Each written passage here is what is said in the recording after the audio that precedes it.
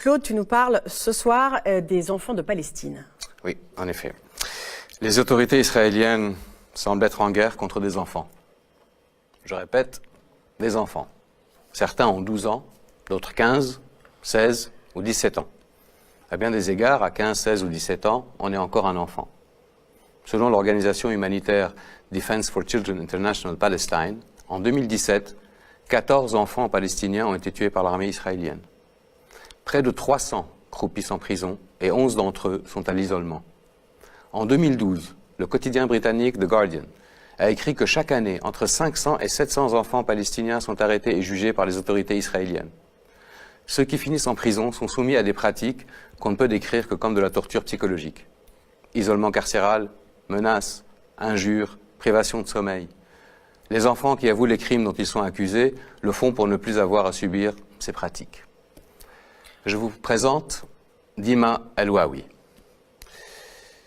Elle avait 12 ans quand elle a été arrêtée. 12 ans. Regardez son visage. Le jour de sa libération, il y a près de 2 ans. Regardez ses yeux. Aucun enfant au monde ne devrait avoir ce regard. Malheureusement, la violence contre les enfants palestiniens ne s'arrête pas au traitement qu'ils subissent en prison. Le 9 février dernier, le quotidien israélien de gauche Haaretz a publié sous la plume du journaliste Gideon Levy, qui est une référence dans la presse israélienne, une histoire hallucinante. Je cite. Comme à un safari, des soldats israéliens en jeeps traquent un adolescent palestinien et lui tirent une balle dans la tête. Il est difficile de croire qu'un tel acte barbare puisse avoir lieu au XXIe siècle dans un pays qui se prétend être la seule démocratie du Moyen-Orient, par une armée dont certains osent dire encore qu'elle est la plus morale du monde. Un acte qui rappelle l'apartheid en Afrique du Sud ou la ségrégation raciale dans l'Amérique du début du XXe siècle. Pendant des années, cette guerre qu'Israël mène contre les enfants de Palestine a été passée sous silence dans les médias occidentaux.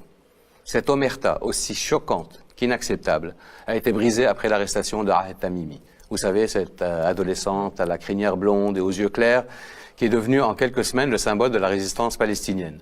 Cette adolescente, que l'ancien ambassadeur d'Israël aux États-Unis et député à la Knesset, Michael Oren, a soupçonné d'être une actrice engagée par la famille Tamimi à des fins propagandistes. Alors justement, c'est pas du tout une actrice, et tu vas nous rappeler un peu qui est Ahed Tamimi et nous rappeler un peu cette histoire. Le 15 décembre 2017, à Nabi Saleh, près de Ramallah, en Cisjordanie occupée, Mohamed Tamimi, un enfant palestinien de 15 ans, a reçu en plein visage une balle en caoutchouc tirée à bout portant par l'armée israélienne. Il a été défiguré. Sa cousine, Ahed Tamimi, 16 ans, a manifesté sa colère en giflant un soldat israélien. Le 19 décembre, soit 4 jours après, l'adolescente a été sortie du lit en pleine nuit et arrêtée par une unité de Tsahal. 3 mois plus tard, elle n'a toujours pas été libérée. Et c'est en prison qu'elle a fêté ses 17 ans. Son procès devant un tribunal militaire s'est ouvert le 13 février et se déroulera en huis clos. Elle risque 7 ans de prison. Paradoxalement, Yifat Al-Kobi, une femme de la colonie de Hébron, a elle aussi giflé un soldat israélien, mais malgré des antécédents violents, elle n'a pas passé une seule nuit en prison.